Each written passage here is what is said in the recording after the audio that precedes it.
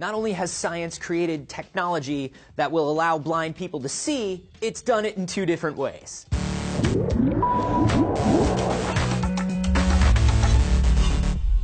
I'm Anthony, and yesterday in my Google Glass video, I mentioned the Argus 2, a retinal implant that is allowing the blind to see. But it's not the only one out there. The Alpha IMS is another retinal prosthesis that's currently in testing.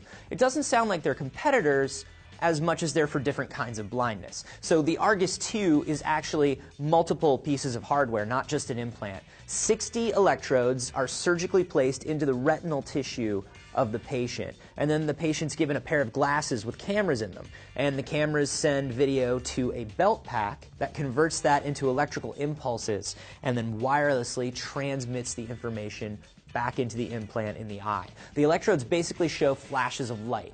Black and white, low-resolution imagery. It works really well for high-contrast stuff. So it's great in daylight. It mostly helps the patient to get a general sense of their surroundings. And since the implant takes the place of retinal tissue, it only works for blindness that's caused by the retina. It's been approved by the FDA, and it will cost $150,000 for the unit, plus the cost of surgery and patient training. It's expected that it will work for about 15,000 people. Now, the other implant that's gone into testing is the Alpha IMS. This one offers higher resolution and it's less bulky, but it's going to work for fewer people. The Alpha places 1,500 electrodes underneath the patient's retina compared to the Argus's 60, which sit on the retinal tissue. There are no external cameras or processors, just a microchip inside the patient's skull. And the electrodes capture the light, transmit the signal to the microchip, and then the microchip sends the signals directly to the brain. The whole thing's powered by a wireless pocket battery, and the patient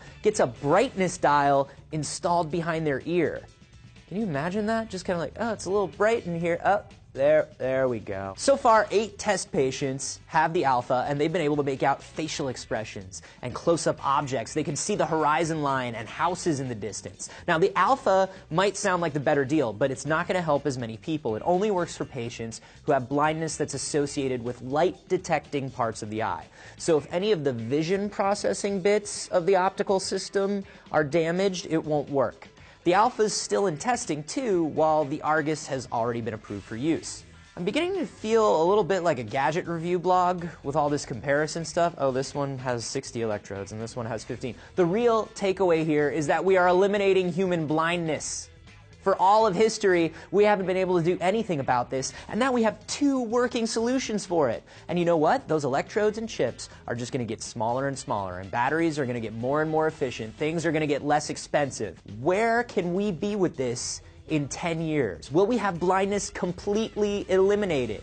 And what do you think we'll be able to take out next? Let me know down below and subscribe for more D News.